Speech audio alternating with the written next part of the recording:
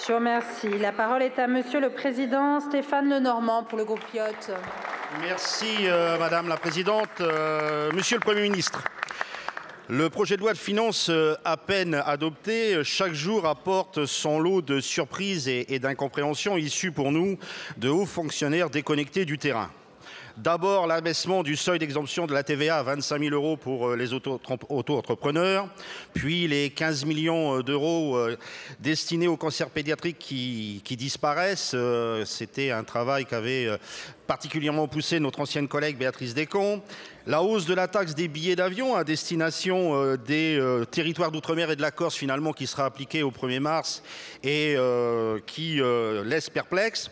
Et enfin, plus de 2100 collectivités qui seront désormais concernées par la contribution au redressement des finances publiques, contre 450 dans la première mouture, et notamment le bloc communal qui devra participer à hauteur de 500 millions. Alors, ma première question, c'est est-ce que nous devons encore nous attendre à quelques surprises dans les jours qui viennent ? Donc ces revirements qui se succèdent aux suspensions et aux volte-face ont des conséquences multiples. L'incompréhension et la colère des Français et Françaises concernés, mais aussi des élus qui sont interpellés sur des sujets qui les concernent. Une trajectoire budgétaire finalement qui peut paraître incontrôlée. Un manque de visibilité pour les acteurs économiques et les collectivités qui doivent établir des budgets.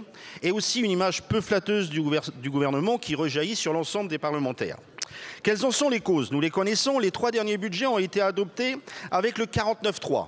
L'absence de concertation des corps intermédiaires, une opacité des commissions mixtes paritaires avec des accords qui peuvent apparaître comme derrière-boutique, et chaque année, plus grave, des missions budgétaires qui ne sont pas examinées, et je pense particulièrement à celle des Outre-mer.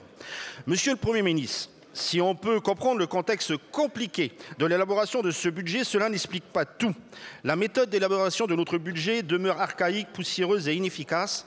N'est-il pas le temps de la changer et pour que ce travail soit à la hauteur de la démocratie française? Merci. Merci, Monsieur le Président. La parole est à Monsieur le Premier ministre. Merci, Madame la Présidente, Mesdames et Messieurs les députés, Monsieur le Président Lenormand. Vous avez dit des choses absolument justes.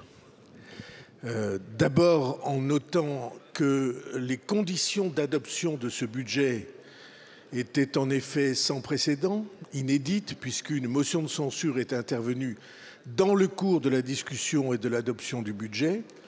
Et cette motion de censure a amené le gouvernement à reprendre un texte qui n'était pas le sien, qui était le texte qui avait été proposé et adopté au Sénat. À titre d'exemple, pour la question de la TVA que vous indiquez, l'amendement avait été adopté au Sénat par 228 voix contre 14.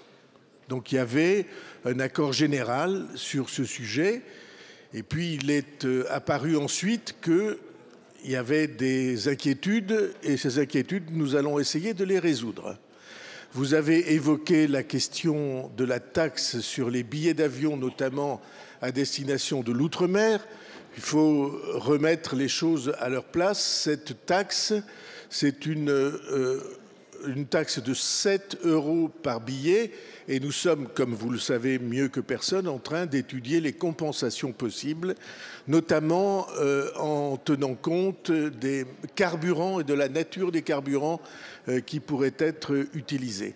Mais l'essentiel, c'est ce que vous avez dit à la fin de votre interrogation, c'est qu'en effet, les conditions d'adoption de ces budgets sont complètement archaïques. Cette improvisation que nous découvrons tous ensemble, j'avoue humblement avoir découvert des choses après adoption, c'est une méthode qui ne peut pas continuer. C'est la raison pour laquelle, si le budget tout à l'heure est adopté, je réunirai les membres du gouvernement dans les heures et jours qui viennent pour que nous pensions une autre méthode qui nous permette de nous projeter dans l'avenir Vous savez que j'ai défendu à cette tribune la question de la pluriannualité, la perspective de la pluriannualité.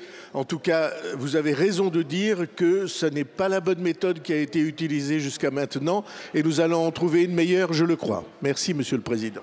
Merci, Monsieur le Premier ministre. La parole est à Madame Naïma Moutchou pour le groupe Horizon.